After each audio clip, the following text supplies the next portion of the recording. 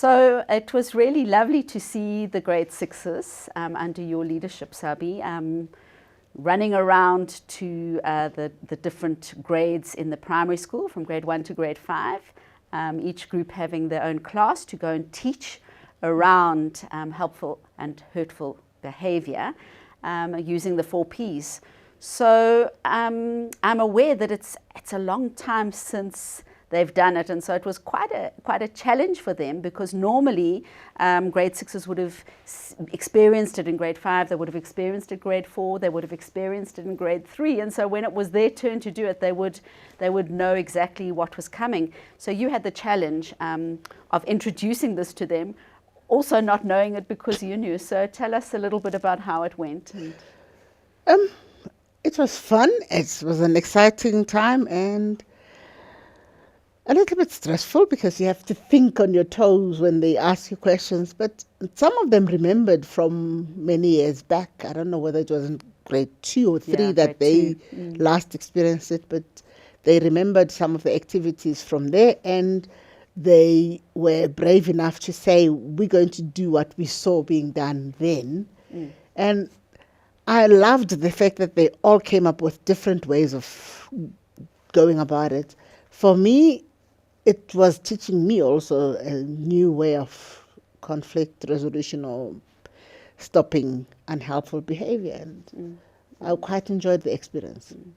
So I'm interested to know, essentially teaching children about hurtful and unhelpful behavior and teaching the 4 Ps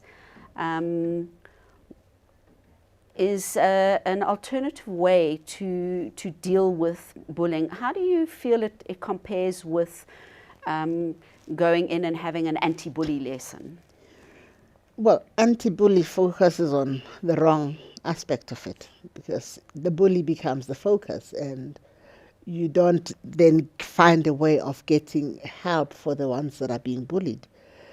Whereas this approach says we will work with both parties, but we will make sure that the one who's being bullied knows that they can actually deal with it themselves and be helped by others. Because we always have that bystander problem where people don't know what to do with the bullies. But this way, it started with looking at bystander effect on events in life, and they were quite quick in picking up that somebody needs to intervene, and they worked out in their many different ways how to help the children with that kind of I don't know what to do approach. But the 4 Ps allow you to say, okay, I'm not quite sure where to start, but let's look at what the problem is. Can I help?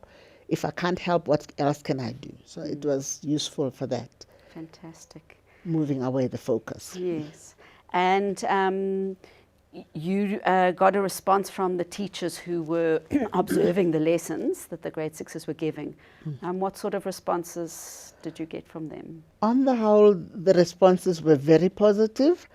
There were a few corrections, and some of the teachers actually slowed down the group and said, no, go back to that point. But many of the groups actually did come up with a way of getting the classes that they were with to actively participate. And so it was good. It was overall very good. And I think the teachers were impressed at how the grade 6s could interact with the children in the classes so beautifully and so well. I think that it is always a great advantage to have peer teaching, because the children are able to hear from each other more effectively than it's a fresh voice, and it's an angle coming from somebody closer to you. So I think it's a very powerful way of teaching. Because I think we're going to be sharing this process with our families, maybe we should just tell them what we mean by the 4 Ps. Okay. Yes, the 4 Ps are, the first one is pause. When there's an incident, you pause, you look at it, and you then plan what to do. And once you've got a plan in mind, then you go in and perform whatever you've planned, then at the end you look back, you ponder and you correct and say, what could I have done better? Did it work? Is it going to last, the effect of this process? So that's the 4 Ps: pause, plan, perform, and ponder. Thank you. Thank you so much. Well, thank you for being brave, for us reintroducing this lovely peer teaching opportunity for our primary school children. And let's hope that the children are able to apply it in the playground. They certainly look like they engaged very actively in the classroom. And we look forward to that, creating a happier, safer space for all of our children. Thank you for trusting me with the process.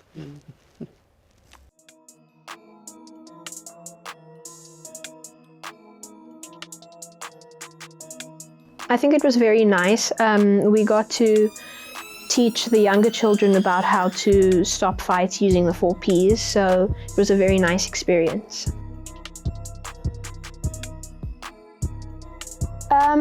There wasn't really a difficult part of the process. I think making an activity for the children to interact with the concept was probably the most challenging part of it. I enjoyed seeing all the young children smile and have fun while learning good skills to stop fights. I think it was that you don't always jump into conclusions, and you just have to take a moment and realize what you have done wrong and how you can really solve the situation.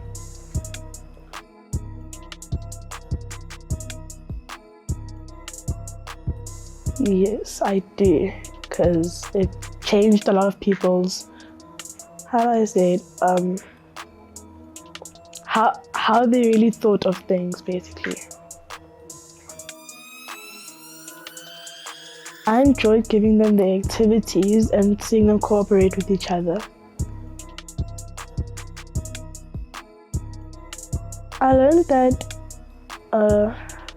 some people have different other methods of explaining the 4 Ps, and yeah, I think that's all I learned. The first P is pause. So before you continue, just think of what you're doing. Plan. The second P is plan. So you plan how you're going to resolve the situation. Perform is to perform the solution, yes. And then ponder is to reflect on how you really